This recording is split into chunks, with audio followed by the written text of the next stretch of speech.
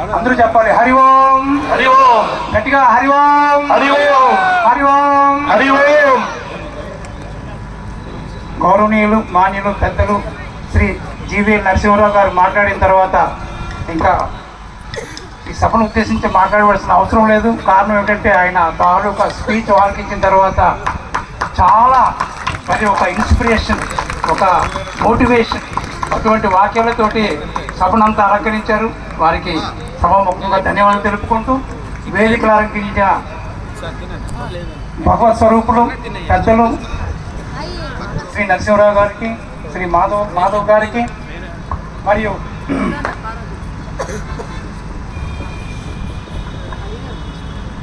రామదాస్ స్వామీజీ గారికి, బాల త్రిపురేంద్ర స్వామి గారికి, బ్రహ్మరు శ్రీ మురళీ ఆనంద్ సరస్వతి గారికి, భాస్కర్ భట్ల మాధవ్ గారికి, మరియు ఈ కార్యక్రమ నిర్వాహకులు చాలా శ్రమించి కష్టపడి నిర్వహించిన హిందూ ధర్మ పరివార్ శ్రీ గౌరవనీయులు మాన్యులు దుర్గాప్రసాద్ గారికి మరియు పరివార సభ్యులందరూ కూడా పేరు పేరున ధన్యవాదాలు తెలుపుకుంటూ, అదేవిధంగా భగవంతుడి స్వరూపులైన మీ అందరికీ కూడా శిరస్సు వచ్చే పాదాభివందనం చేస్తున్నాం. కారణం ఏంటంటే మీరు మీ యొక్క పనులు ఆదివారం అన్నీ విడిచిపెట్టి హిందూ ధర్మం పట్ల మీ అంకిత భావంతో మీ సమయాన్ని, విలువైన సమయాన్ని ఇక్కడ విచ్చేసి మరి ఈ సభను విజయవంతం చేస్తున్న మీకు, అదేవిధంగా కళాకారులు మరి కోలాట బృందాలు ఎంతోమంది గానామృతంతో విచ్చేసి వారి యొక్క సాంస్కృతిక ప్రతిభని ప్రదర్శించిన మీకందరూ కూడా పేరు పేరున ధన్యవాదాలు తెలుపుకుంటూ, మరి హిందూ ప్రచార సభకు మరి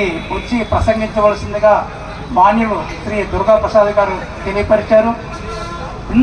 హిందూ మతం గురించి కానీ సనాతన ధర్మం గురించి కానీ మాట్లాడేటంత విజ్ఞానం కానీ శక్తి కానీ జ్ఞానం కానీ నాకు లేదు.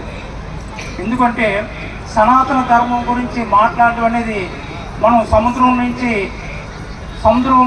సముద్రం ఎంత విశాలంగా ఉంటుందో మన సనాతన ధర్మం అంత గొప్పది.